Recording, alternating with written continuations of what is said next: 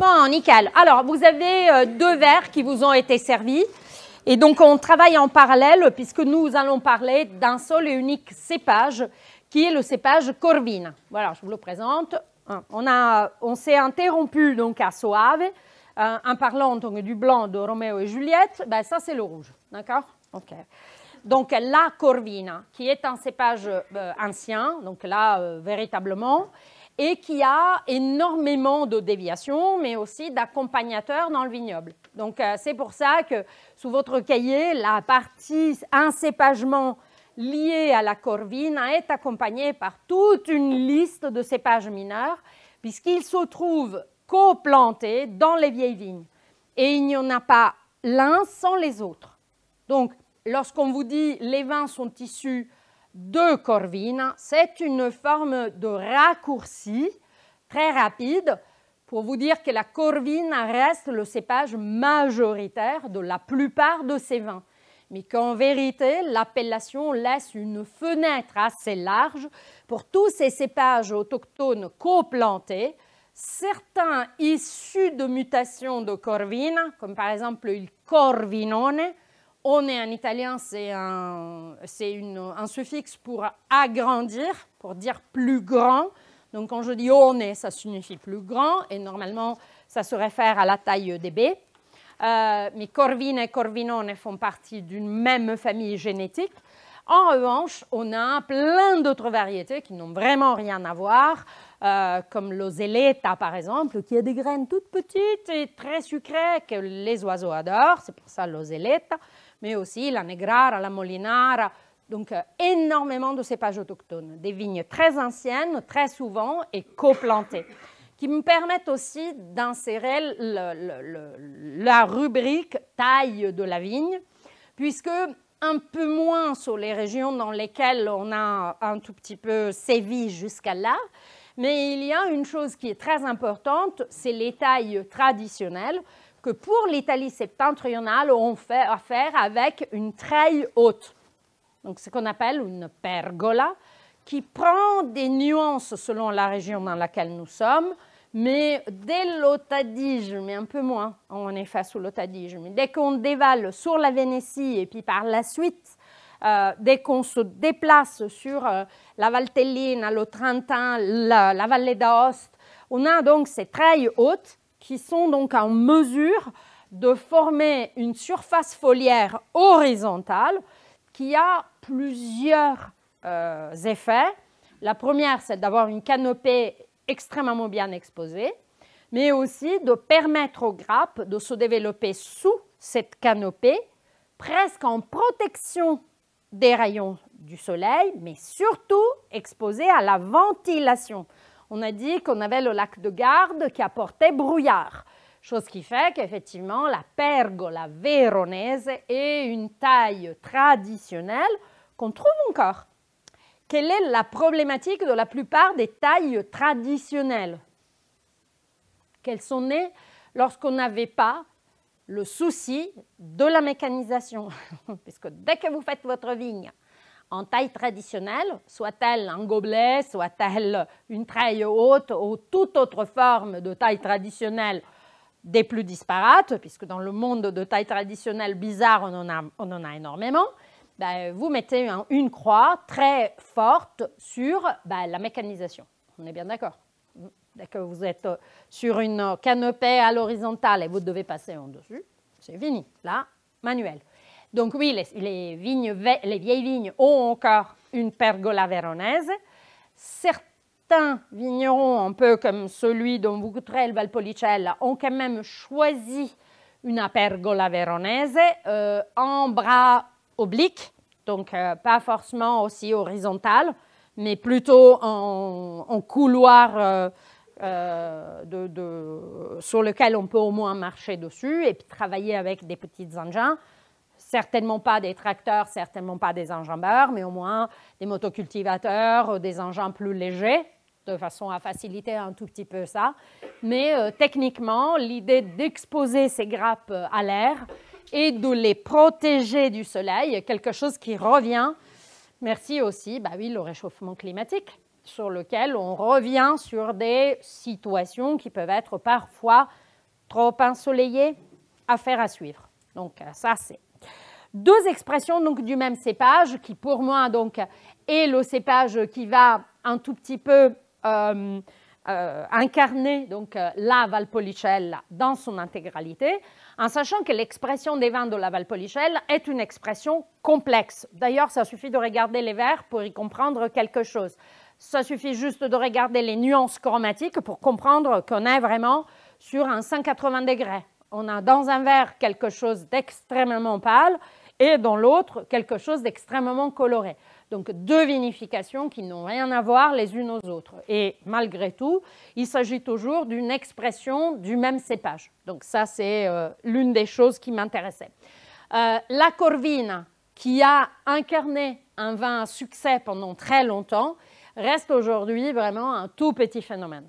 Le Valpolicella, qui paraît être le vin avec lequel peut-être on a inondé le monde à un moment, aujourd'hui est une appellation assez petite qui se recadre et qui recadre son débat, chose qui est fort intéressant d'un point de vue qualitatif. D'ailleurs, la Corvina, vous la trouverez uniquement en Vénétie. Donc, pas d'autres possibilités et pas d'autres exploitations. Nous sommes donc dans la zone du Valpolicella, qui est plutôt grand, sur lequel donc, on reconnaît deux zones, la partie classico, que je vous ai entourée, et une petite sous-dénomination qui est celle de la Valpantena, qui est donc une autre vallée, toujours de nord à sud, qui fait écho à celle du Valpolicella classico et qui a trouvé en effet dans sa reconnaissance un tout petit peu de réputation. Pour le reste, donc voici des vignobles qui sont donc en colline ou sous coteaux, classico et Valpantena, suivi par toute une série de vignobles de plaine qui sont donc sur limon et que donnent donc pour la plupart uniquement du Valpolicella, appellation d'origine. Donc, puisque la pyramide des vins produits sur la Valpolicella est quand même très complexe. À partir d'un même vigne, d'une même vignoble, il est possible de produire 4 vins très différents. On démarre par la base qui est celle donc, du Valpolicella, qui est donc votre vert coloré le plus clair. D'accord ? Et qui est donc un vin très simple, un rouge léger, assez peu appuyé, sur lequel la Corvina et éventuellement sa cour complémentaire s'expriment avec beaucoup de fraîcheur, beaucoup de joliesse, des vins à boire dans leur jeunesse. Suit par la suite l'Amarone della Valpolicella. Pourquoi je place l'Amarone della Valpolicella? Parce que c'est probablement l'expression, celle que vous verrez le plus facilement avec le Valpolicella. C'est les deux vins piliers aujourd'hui de la production de cette appellation d'origine contrôlée. Même si l'Amarone est un vin jeune. Et quand je dis jeune, c'est que les premières commercialisations d'Amarone remontent aux années 50, 1950. Avant ça, on produisait sur les mêmes vignes un vin de dessert qu'on appelle Recioto della Valpolicella. Si vous avez regardé la forme de la grappe de la Corvina, elle a des oreilles. C'est une grappe avec deux auréoles, donc deux parties, deux branches et donc deux séparations qui sont assez importantes. Cette partie, historiquement et par physiologie de la vigne, cumule la majeure partie des sucres. Ces grappes faisaient l'objet, donc cette partie de grappe faisait l'objet d'une récolte fin août et était mise à sécher avec le même procédé d'un vin de paille. Donc, des grappes ou des parties de grappes vont être sélectionnées dès fin août et mis à sécher. Au départ, dans ce qu'on appelait un fruttaio, ça signifie un édifice à trous dans lequel l'air puisse circuler et qui permettent donc le séchage progressif de ce raisin pour obtenir des raisins hautement déshydratés à vinifier par la suite en Recioto della Valpolicella, qui était un vin sucré qu'on offrait en cordiale aux visiteurs. Donc la famille produisait son propre recioto de façon à pouvoir avoir ce vin sucré et très longève à pouvoir offrir à tous ceux qui venaient visiter.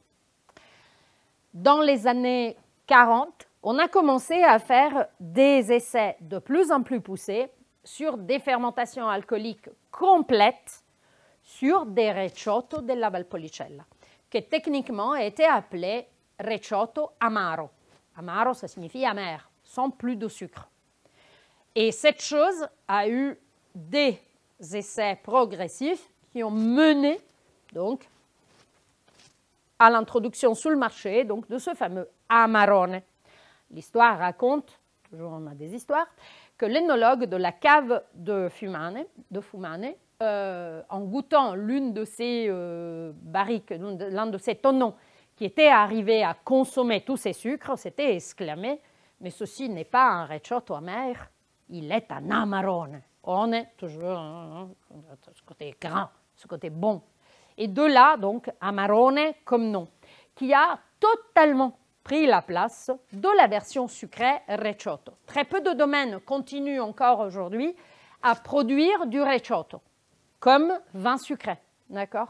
La plupart a dévié sa production en raisin séché, disons sur paille, sur la version j'ai fermenté tous mes sucres. Il me reste juste un petit degré au milieu qui est le Valpolicella Ripasso, qui est une forme mixte sur laquelle on remet le Valpolicella simple sur les mares de l'Amarone qui vient d'être délesté. Donc au premier délestage, lorsque vous faites sortir le vin de goutte, plutôt que presser les mares d'Amarone pour en obtenir le résiduel, vous prenez votre Valpolicella tout frais qui a à peine terminé de fermenter. Il y a quand même un décalage entre vendange, séchage, vendange, préparation qui est juste. Donc vous arrivez au bon moment où votre Valpolicella a terminé, votre Amarone est juste en fin de fermentation. Vous pouvez le prendre et le jeter sur les mares d'Amarone de façon évidemment à l'enrichir et à le modifier à tout jamais, puisque bien évidemment votre Valpolicella tout jeune va hériter les arômes, va hériter une partie originelle des parfums de l'Amarone sans en avoir bien évidemment ni la paratanique ni la consistance définitive. Mais ça fait une sorte de trait d'union. Tant que ce ripasso qui était utilisé par toujours les vignerons pour faire un peu du vin pour soi, est devenu appellation à grande demande sur les débuts des années 90. Donc aujourd'hui, ripasso est une appellation à part entière. Ce n'est pas simplement une façon de faire typique de la région, c'est une appellation donc reconnue dans les années 90. La pyramide est donc complète avec le Valpolicella, qui peut être classico ou superiore. Nouvelle mention. Qu'est-elle la mention supérieure? Une petite idée de ce qui pourrait être supérieur?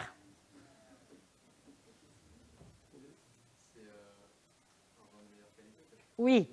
Et comment on obtient un vin de meilleure qualité? Oui, exactement. Donc, on réduit les rendements et on demande des taux de maturité à la récolte plus élevés. Et comment on fait pour demander des taux de récolte de maturité plus élevés? Eh bien, on va parler d'alcool minimal à la récolte, qui évidemment n'existe pas encore, mais qui se transforme en taux de sucre concentré dans le raisin, bien évidemment. Mais le cahier des charges vous dira rendement lié, donc plus bas, et alcool minimal, naturel, non inférieur à. Et c'est exactement ça, tout à fait vrai. Donc, supérieur, qui donc n'est pas forcément connecté à classico. Les Valpolicella peuvent être donc tranquillement classico et supérieur, puisque les deux mentions sont similaires, mais pas tout à fait identiques. D'accord? Ripasso, donc, et Amarone della Valpolicella. Évidemment, vous regardez bien, les ripassos sont destinés à la Valpolicella supérieure. Donc, même si vous voulez enrichir, vous ne pouvez pas le faire avec des Valpolicella peu qualitatifs. Donc, il faut déjà avoir travaillé un Valpolicella plus qualitatif pour à la suite le remettre en fermentation sur les mares d'Amarone. Amarone della Valpolicella et Recioto della Valpolicella. Le tout ayant un seul vignoble. Voilà, c'est à vous la gestion. Donc, dans votre verre, là je vois que ce n'est pas tout à fait en face, mais le clair est donc votre Valpolicella, vin hyper simple, cuve inox, petit élevage en amphore. C'est un domaine qui flirte un tout petit peu avec la nouveauté liée à ça. Des vignerons assez nature, si ce terme peut parler à quelqu'un d'entre vous, tout en n'étant pas forcément un terme certifié, en Italie non plus, mais donc levure spontanée, un peu ce qu'on a vu sous Vigna d'Aduline par exemple, et donc cuve inox au départ, et par la suite, donc amphore, 12 mois, juste pour calmer le vin et le mettre en bouteille par la suite, l'amphore étant comparable à un récipient neutre. Stable en termes d'inertie thermique, et pour qui veut bien y penser, inertie magnétique, mais voilà, donc l'idée est un peu celle-ci. Et je voulais donc de ce fait vous montrer, voilà, une pergola véronaise. Voilà, ça c'est la dimension d'une pergola véronaise. Vous voyez bien qu'est-ce que ça signifie des grappes de Corvina. C'est des grappes assez impressionnantes si vous regardez la tête des enfants et la grappe. Je ne veux pas dire que c'est pareil, mais hein, la Corvina a besoin vraiment d'une vraie exposition à l'air. Et vous voyez bien comme on a des ailés, donc des ailes qui sont quand même presque aussi importantes que la grappe principale. Donc, c'est des grappes sur lesquelles l'énergie de la plante doit travailler de façon assez ferme si on veut une concentration des sucres homogène. Parce que le problème d'avoir une cascade large, c'est que techniquement, la vigne se gère en remplissant d'abord le haut de la grappe et qu'en deuxième partie, s'il en reste, en faisant descendre les sucres et les substances intéressantes jusqu'à la pointe de la grappe au fond. Donc, plus une grappe est ample et vaste, plus elle a des ailes, plus le taux de maturité dans la grappe même peut se révéler inégal s'il y a n'importe quel souci qui peut être un stress hydrique, pas assez de soleil, voilà. Donc, on est dans la possibilité de modifier ça. Donc, ça, c'est les pergole, ça, c'est la Corvina encore. Voici donc tout le grand nombre d'amis, donc comme la Rondinella, vous voyez l'Oseletta, qui est toute petite, des baies toutes petites, Molinara, Spigamonte, voilà. Les vignes anciennes possèdent encore un large parc de cépages autochtones que très rarement sont vinifiés séparément, en revanche. Je n'ai jamais eu l'occasion de goûter des mono-origines par cépages complémentaires. Quelques essais, mais jamais des essais commercialisés, au moins dans mon expérience. Oui?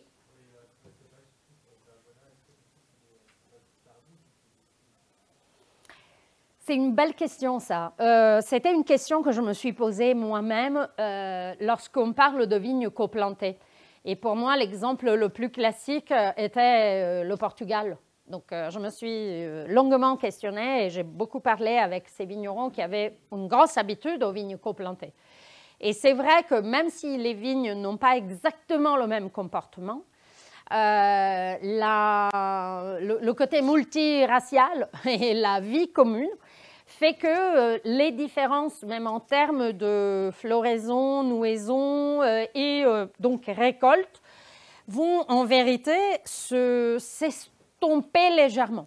Donc, c'est assez intéressant de voir comme une population coplantée a une sorte de rythme commun que ne gomme pas complètement toutes les différences, bien évidemment, mais permet de travailler différemment que si on avait des parcelles séparées de ces cépages qui donc s'auto-gérerait en pleine autonomie. La coplantation crée une sorte d'amalgame intéressant dans les floraisons, dans les nouaisons, tout en déterminant aussi des modifications génétiques dans ce qu'on obtient, parce que le pollen de l'un peut bien sûr voyager sur les fleurs de l'autre, puisqu'ils habitent dans la même vigne. Et le résultat est très souvent plus homogène, et à dire des vignerons, plus intéressant à travailler, même dans un point de vue lutte contre les maladies, lutte contre les parasites, puisque la réponse de chaque individu n'est pas identique. Et du coup, vous n'avez pas, par exemple, une pathologie qui sévit avec la même force sur tous les individus et qui permet à ces vignes de s'autogérer même en ce cas. Donc la coplantation est quelque chose à laquelle les vignerons réfléchissent à nouveau en essayant d'y revenir. D'ailleurs, même les sélections massales reviennent de force, puisque on considère que l'immunité de groupe passe aussi par la différence des composantes du groupe. Donc oui, on y revient avec grande force. Je ne sais pas si j'ai pu répondre à la question. OK. Donc là, l'autre chose que je voulais donc vous montrer, c'était la technique du passerillage. Vous l'avez déjà dans cette petite photo.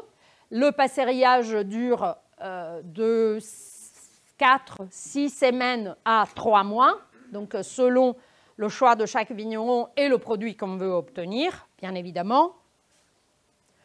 Comme je vous disais, ça, c'est la poésie du passé, avec donc il fruttaio et les clayettes, avec donc soit les raisins déposés en une couche, soit éventuellement même pendus. Ça, c'est la réalité moderne. Okay? Des cagettes sur des édifices aujourd'hui sur lesquels rien n'est laissé au hasard.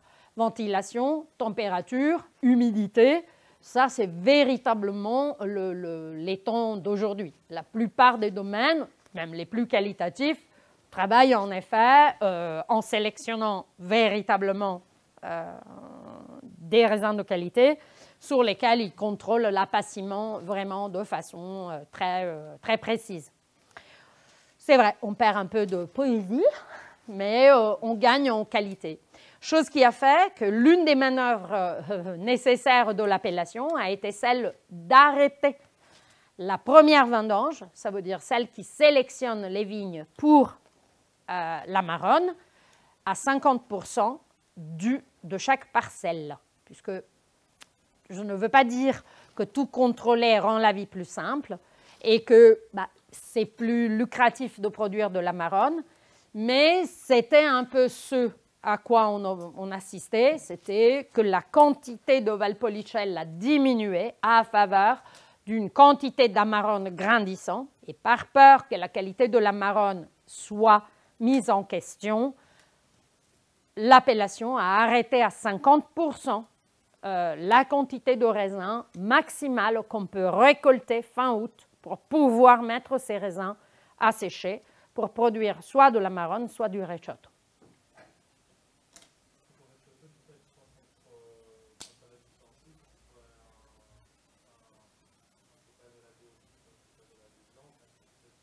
Non, non, le recioto, dans ce cas, c'est toujours les cépages rouges dont le passerillage est poussé bien plus loin de façon qu'il soit impossible de terminer les fermentations.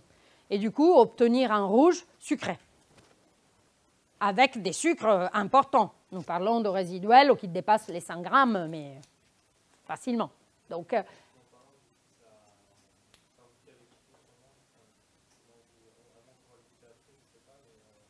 non, on goûtera, malheureusement aujourd'hui, on goûtera que la version en sec, donc la marronne que vous avez dans le verre, et on goûtera pas, on ne poussera pas jusqu'au recioto, mais imaginez la version en marronne, moins charpentée et sucrée.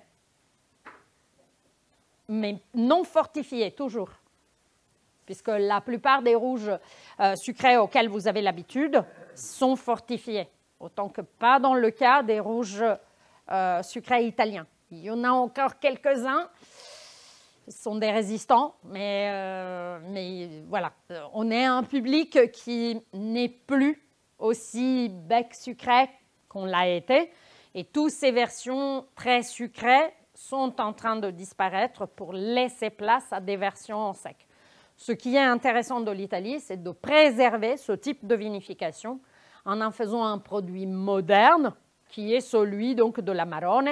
Mais on verra que cette technique peut être utilisée aussi sur la Valtellina, pour le Nebbiolo, peut être utilisée ailleurs dans la Vénétie, par exemple avec il Raboso del Piave, sur une superbe appellation qui s'appelle Malanotte, la mauvaise nuit. Bah oui, si vous vous tirez une bouteille de ça, hein, je ne donne pas cher à votre peau. Mais bon, on y va? Ça va? OK. Donc, on revient un tout petit peu. Donc, d'abord, un autre produit. Pardon, j'y vais un peu vite, mais voilà. Donc, deux expressions donc de la Corvina. Hop là. Yes. Qui est notre... Matteo. Bon, Matteo. Du coup, je dois comparer les deux verres, c'est ça? Oh, tu peux faire d'abord l'un et après l'autre, Okay. comme tu te sens le plus à l'aise. Ça me va. Okay. Du coup, là, c'est pour le Valpolicella, du coup, avec Corvina, du coup, oui, du coup, on a une couleur vraiment rouge, rouge cerise, avec une faible intensité, hein, des reflets légèrement rose rougeâtre. Ouais, c'est un rouge vraiment très pâle. Voilà, rouge vraiment très pâle. Ensuite, au nez, donc on a vraiment ces notes un peu de guigne, enfin de cerise, mais vraiment de guigne, cette cerise un peu acidulée. On sent vraiment cette cerise encore à peine à maturité, un peu croquante, avec des épices douces, un peu de poivre blanc, qui nous donne en fait un vin vraiment appétant et qui nous donne envie d'aller plus loin. Ensuite, après aération, on est toujours, ça coïncide toujours un peu avec ce que je dis. C'est vraiment ces notes de fruits rouges à peine mûrs, avec on sent une belle fraîcheur, une belle acidité. On sent qu'on est quand même dans une région septentrionale avec une belle fraîcheur. Ensuite, en bouche.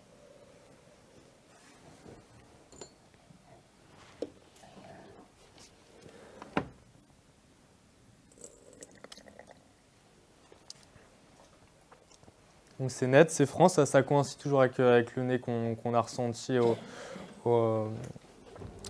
Donc toujours ces notes de cerise, ces notes aussi un peu, on commence à entrer dans des dimensions un peu plus épicées avec de la cannelle un peu aussi, la noix de muscade aussi qu'on ressent un peu. Donc les tanins sont vraiment patinés, c'est souple. L'acidité est quand même assez présente. On sent toujours, comme je dis, qu'on est dans une région froide. Donc c'est d'une faible aromatique. Enfin, on est à 2-3 Caudalie. Je pense que c'est un vin à boire maintenant. On a encore 2-3 ans, mais je pense que c'est à boire maintenant. Et donc au niveau de la température, je dirais 12-14 degrés. Et pour l'accord, on pourrait soit l'accompagner avec une assiette de charcuterie, mais je vais donner un peu plus de notes de noblesse.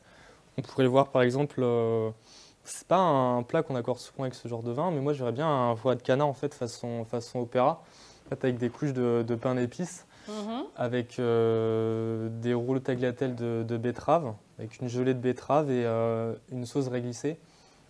J'ai envie de tester, pourquoi pas en fait avec ce vin. Au lieu de l'accorder avec une simple assiette de charcuterie, pourquoi pas lui donner un peu plus de lettres de noblesse, quoi. OK, super. Et avec la marronne? Celui-ci, du coup. Parce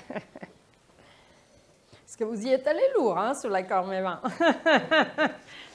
J'ai peur que dans la plupart des cas, les Valpolicella n'aient pas autant de profondeur pour tenir un plat aussi ambitieux comme le vôtre. Okay. Je verrai plus la marronne dès que vous commencez à flirter au pain d'épices, dès que vous commencez à flirter un peu avec ces saveurs plus fortes et avec surtout des persistances aromatiques en bouche qui sont celles des épices en général. Je trouve que ça serait plus logique de passer de l'autre côté du mur vers éventuellement une ripasso plutôt qu'un Valpolicella simple. Mais je suis assez attirée par l'idée de la betterave, qui est pour moi très intéressante avec ce type de vin. Et je suis aussi intéressée par le fait de ne pas rester dans le cadre qui paraît le plus simple, ça veut dire les pâtés, la charcuterie, même si l'acidité du Valpolicella est joliment délavante. Donc tout ce qui est gras, tout ce qui peut être un peu cochon, entre guillemets, fonctionne bien. On est bien d'accord. Donc là, ça...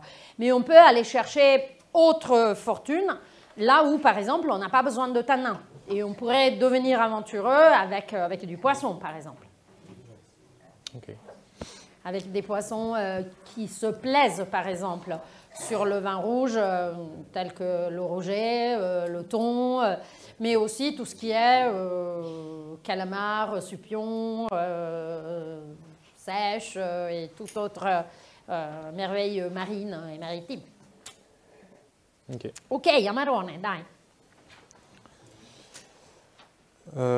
Du coup, au deuxième verre, on rentre dans une autre dimension. On a vraiment un rouge pourpre plus intense. Là, avec une capillarité un peu plus intense, plus de tension, avec des larmes plus épaisses, plus chatoyantes aussi.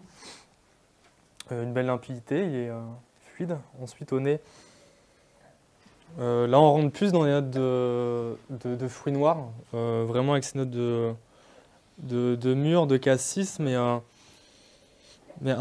juste un peu à mûre cassis, à l'eau de vie, un peu. Je sens un peu ce côté. Oui, les notes Kirsché, bien évidemment. Oui, les notes Kirsché un peu aussi. Issues de passerillage, vous avez des volatiles, même dans le vin, qui ne sont pas anodines, que si bien intégrés, portent le fruit. Donc ces sensations de fruits encore frais viennent de cette progression volatile qui est importante dans des vins comme celui-ci, séchés de raisins, issus de raisins séchés. Sans ça, vous avez des vins qui vont plafonner bas, qui vont passer dans le confit, qui vont passer dans le fruit sec et qui vont immédiatement se raccourcir par rapport aux pointes aromatiques.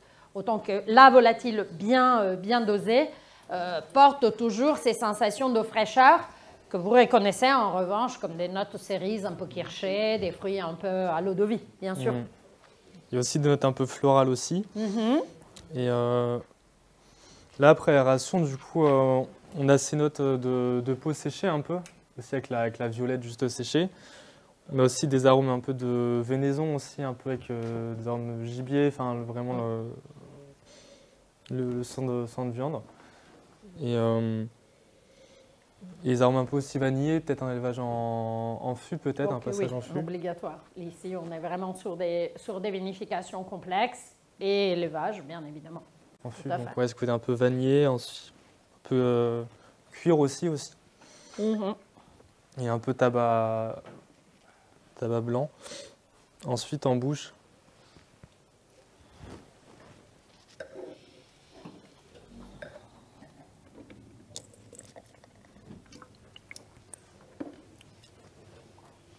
Donc là, la bouche, elle est plus franche. Là, on a des tanins un peu plus... tanins bien structurés, un peu griffiants, mais aussi légèrement patinés. C'est bien structuré, je trouve. On a une acidité moyenne, peu présente. Attention à l'acidité. Vous savez combien de degrés fait ce vin? Non. 16,5.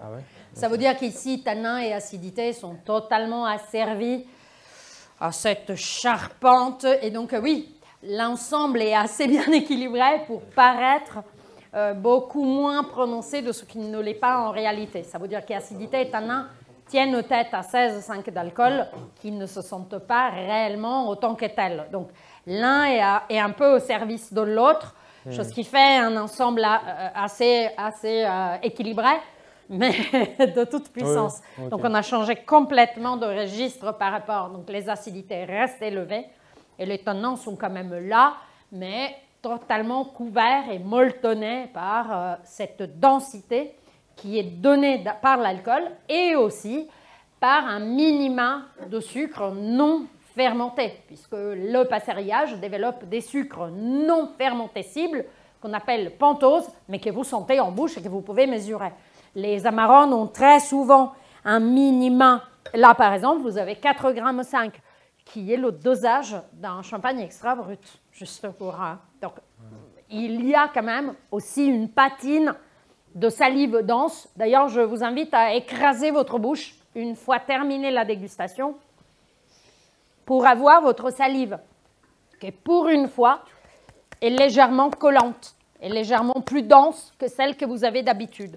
Ça, c'est les sucres non fermentescibles qui vont rester. Parce que là, aucune levure. Bon, déjà, elle est arrivée à 16,5. On lui présente tous nos respects. Parce qu'on dit tranquillement que des levures, disons, normalement faites ne dépassent pas les 15 degrés. Ça, c'est écrit sur tous les manuels d'œnologie niveau 1. Bon, pour la Marone, comme pour certains vins, je note Châteauneuf-du-Pape entre guillemets, mais on les verra dans le méridien d'Italie. De ces 15 degrés, voilà, se mouche pour continuer encore à travailler tranquillement. Donc, on a des ultra-levures bien dans leur peau, mais en même temps, oui, on a quand même des sucres qu'on ne peut pas fermenter qui viennent de cette action du passerillage, donc du fait que c'est des sucres que, grâce à leur formulation chimique, ne sont pas attaqués par les levures. Ok. Et oui, donc je reprends. Oui, du coup, après, là, du coup, en fin de bouche, c'est vraiment très complexe et très aromatique. Hein. On a toujours ces notes de fruits noirs, de floral, de vraiment violette, mais juste séché, pas se pourri, on pourrait dire. Et toujours après, ces notes un peu tertiaires, avec ces notes vanillées, de cuir, un peu chocolaté aussi. Vraiment, c'est très, très dense et complexe. Donc, je le servirai à 14-15, ouais. 14-15 degrés. Je pense qu'il peut encore se garder, je dirais bien 4-5 ans encore. Pardon. On boit des vins à 40 ans. Hein. On boit des Amarones à 40 ans. La plupart des domaines ont encore des bouteilles des années 50 précieusement conservées. Parce que comme ils avaient peur de l'Amarone et de là où ils pouvaient aller, tous les domaines qui ont commencé à vendre les Amarones gardent un historique, ce qu'il fallait se défendre. Donc, ils en ont, et ils en ont avec... Et ça se boit. Franchement, ça se boit vraiment. L'acidité, les tanins, l'alcool et la façon dont le vin a été fait est fait comme une grande forteresse assez inexpugnable. Donc, c'est des vins vraiment qui vont très, très, très, très, très, très, très loin, franchement. Autant pour le Valpolicella de base, je suis d'accord. C'est une consommation que je définis rapide, 3-5 ans, fini, éliminé. Hein?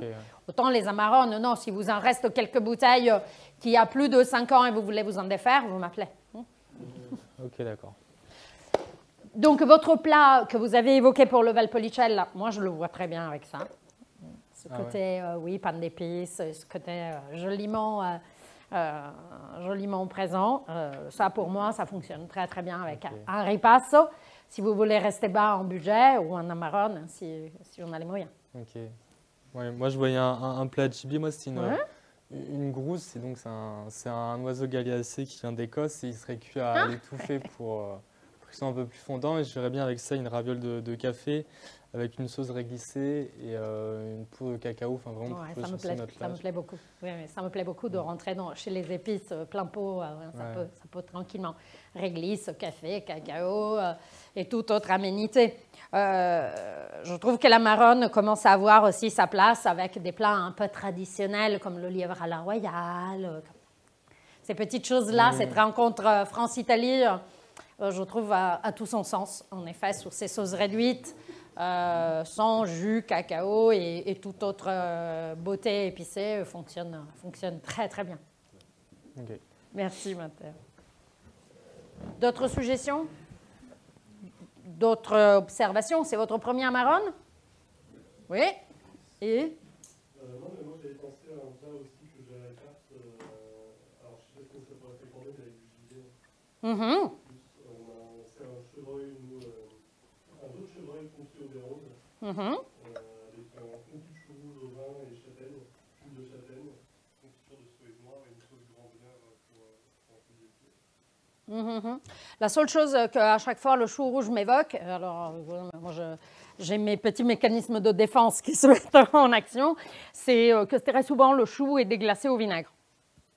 Donc là, c'est la seule chose pour laquelle je dis attention, puisque lorsque vous donnez au plat des arômes de vinaigre, bah, ces arômes vont se mélanger naturellement au bouquet du vin. Et un vin qui sente le vinaigre en tant que tel, évidemment, perd de sa force, de sa race et de sa noblesse. Donc, c'est la seule chose pour laquelle je dis attention. Mais pour le reste, ça me va très, très bien.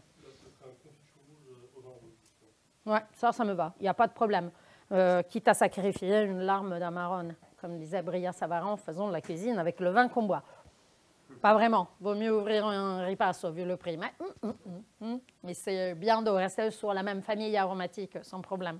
Mais oui, c'est un vin hivernal. Hein, un petit apéritif festival à l'Amarone, franchement, je ne le conseille à personne. Mais c'est très bien le Valpolicella à l'été. Et d'ailleurs, on le voit bien, à cette nuance légumes rouges qui fonctionne bien. Peut être rafraîchi, a une acidité qui domine sur la structure du vin. L'Amarone reste définitivement un très joli vin d'hiver, avec sa force, son coffre, et puis ses arômes tertiaires. On est déjà passé sur un autre univers. Très joli vin à fromage, puisque le degré d'alcool est élevé, et en même temps, c'est tannant un peu arrondi. Cette bouche extrêmement confite peut se prêter à quelques choix judicieux sur les fromages.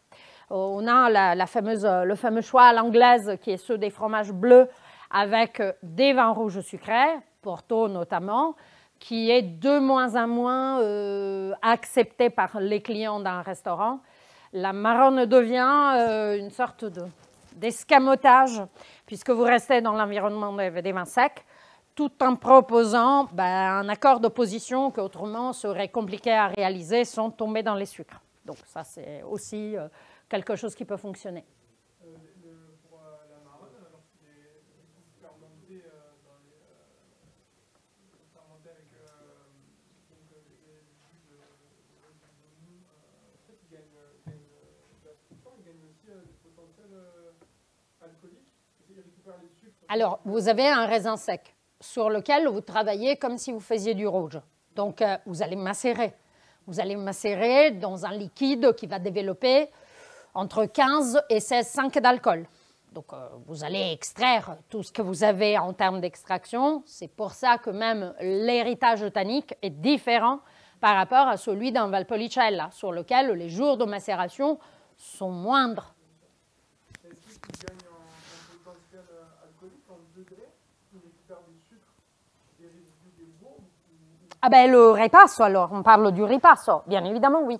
On a quand même un petit enrichissement, puisque ce sang frais réactive les mares d'Amarone qui vont malgré tout appliquer des transformations et relancent des petites fermentations qui avaient stagné sur des pentoses qui vont donc se modifier, en effet, il y a un changement global. Votre Valpolicella se retrouve avec une petite augmentation tannique, puisque vous allez extraire davantage, mais surtout, le grand changement, c'est un changement aromatique, parce que l'héritage en termes d'arômes confits est maximal. Vous n'arrivez pas à en faire un faux Amarone, puisque la bouche va rester beaucoup plus légère et en alcool et en tanin, mais le nez est assez proche à celui d'un Amarone, puisque ces arômes-là priment sous les arômes frais du Valpolicella. Donc, vous le transformez comme si c'était un avant-goût d'Amarone, surtout dans la partie olfactive. OK. Alors, pour moi, ce n'est pas assez sucré pour être un dessert.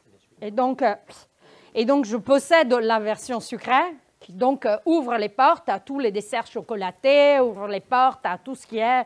Et alors là, on s'adonne chocolat, pâte de fruits, dattes, réglisse et deux tendances sur des vins assez vieillis, opéra café et des choses un peu. Mais on en trouve de moins en moins, c'est ça qui est. Mais on est de moins en moins, je dirais que sur des chocolats très amers et en jouant aujourd'hui, comme certains pâtissiers, sur des desserts de moins en moins sucrés, on peut aussi faire rentrer l'Amarone par la porte derrière.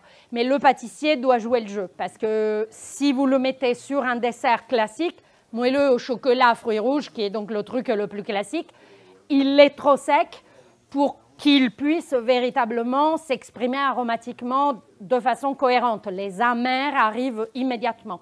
C'est pour ça que je trouve assez bien les fromages, parce qu'on reste dans un univers salé qui fonctionne. Sur les desserts, il faut que votre pâtissier joue le jeu. Oui, exactement. Si.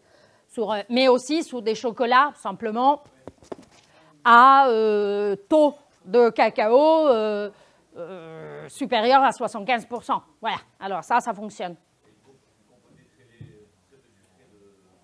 Pareil, c'est pour ça date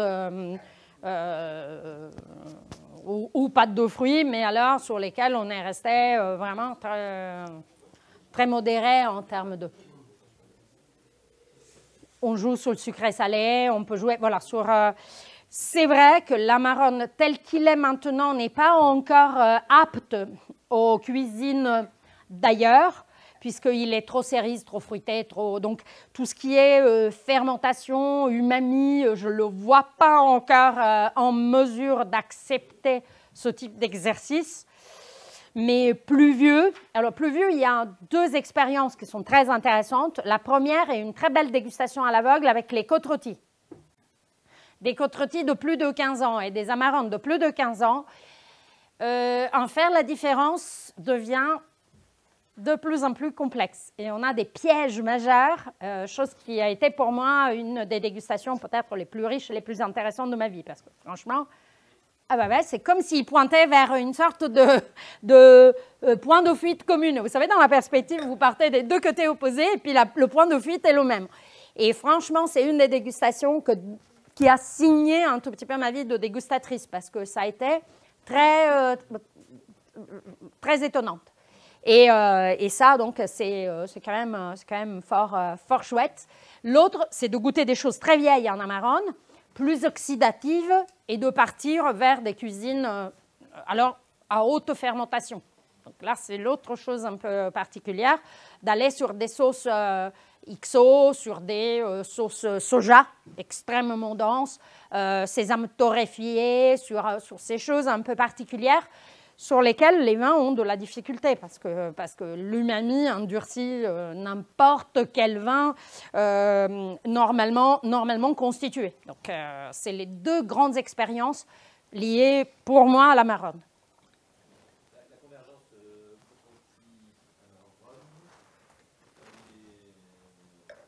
l'homme qui participe, c'est le terroir et les cépages qui... Non, parce que les terroirs sont différents. On passe de granit, schiste et syrah à, oui, si vous voulez, volcano-sédimentaire, Corvina et Friends. L'un n'est jamais confit, l'autre est travaillé en passerillage. Donc, dans la théorie, rien les aurait mis en commun. Et il y a ce point de fuite à l'âge, parce qu'on parle de plus de 15 ans. Donc, on parle de bouteilles qui ont un certain temps. Et franchement, c'est assez piégeux. Les deux fonctionnent hyper bien déjà ensemble sur une longée.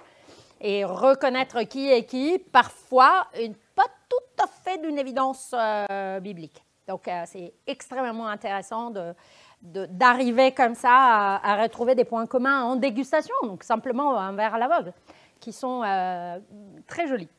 On a vu quand même les fruits confits, la cerise, les épices, l'épice noire, la réglisse, qui peuvent être aussi celles dans très jolies côtes rôties qui vieillit plus que bien. Mais une turque et un cru d'amarone, bien placés, font un peu kiff-kiff. Qui est qui peut se révéler pas tout à fait évident. L'appellation fait à peu près 2500 hectares, considérée qu'on est sous des rendements de 18 hectolitres hectares. Et on est à 50% maximum, donc ça dépend du millésime. La production d'amarone est consistante, mais pas non plus momifique. Mais même celle du Valpolicella, on a toujours l'impression que l'Italie est faite de Valpolicella, mais pas du tout.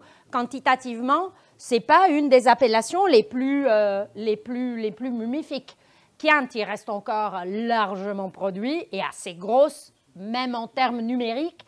Valpolicella est en train de fléchir, chose qui remet le Valpolicella sur des rythmes qualitatifs complètement différents aujourd'hui. Même si ça reste un vin immédiat, à boire frais, jeune, etc. etc. Justement, la consommation d'Italie, ça donne quoi? On ressent un petit peu. Alors, Amarone, très à la page, très à la mode. Valpolicella, un peu has-been. Sinon, dans l'Italie du Nord. Localement, c'est le vin. C'est la région en consomme. L'Italie du Nord en consomme. Mais techniquement, les Valpolicella subissent un tout petit peu la mauvaise réputation cumulée dans les derniers 20 ans de haut régime, je dirais. Et il faudra un peu de temps avant de récupérer un tout petit peu mais ça reste notre Beaujolais à nous. Voilà, c'est notre vin de bataille, c'est le vin cochonaille, c'est le vin qu'on ouvre entre copains. Je t'en fais goûter un, il est trop bon. Voilà, c'est un peu ça l'attitude envers les Valpolicella. La Marone, non, la Marone commence déjà à être beaucoup plus... Déjà en termes financiers, c'est pas du tout le même prix, donc oui. La différence, sur les Valpolicella d'une certaine qualité, vous êtes dans l'ordre de 10 euros, 10, 15 euros, selon ce que vous choisissez. On est à 4 fois plus pour un Amarone, donc, même en Italie. Bon, donc le passeriage, et donc voilà, l'Amarone. Alors, ce qu'on a goûté, nous, c'est un Amarone sur Marne. Donc, le choix étant fait de balayer les vignobles du domaine d'ouest en ouest, c'est pour ça 180, puisque c'est toutes les faces exposées, donc ouest, sud et est, mais uniquement sur terrain sédimentaire, lié donc à des marnes anciennes, avec 35% de corvine, 35% de corvinone, donc les deux ensemble font 65%, mais 20% de rondinella, 10 de rossignola, oseleta, negrare et d'indarella. Donc vous voyez bien, totalement coplanté en termes d'assemblage dans le verre. Donc 4 mois de passérillage, et puis par la suite, donc on a entre 40 et 60 jours de macération à température contrôlée, puisque sur des raisins secs, la fermentation, il met un sacré bout de temps, et donc ça reste sur ces pellicules tranquillement. 3 ans de vieillissement avant la mise en commerce. Voici encore une pergola, donc veronese, donc avec des bras en bois cette fois, puisqu'on a vu des bras en ciment. Oui. Bien sûr, c'est pas en rapport avec ce qu'on est en train de Oui. faire, mais est-ce que en Italie, un petit peu comme ici, les tendances par rapport aux populations de leur consommation de vin et de ce qu'ils aiment consommer, ça tend aussi à abandonner un petit peu le rouge et à se contenter du blanc ou du rosé? Ou est-ce qu'on reste quand même des bons consommateurs de rosé? Alors nous, on n'est pas du tout consommateurs de rosé. On fait le rosé pour les autres. On n'est pas du tout le rosé, un truc moderne. Voilà. Pink is the new red, pour nous aussi, un peu.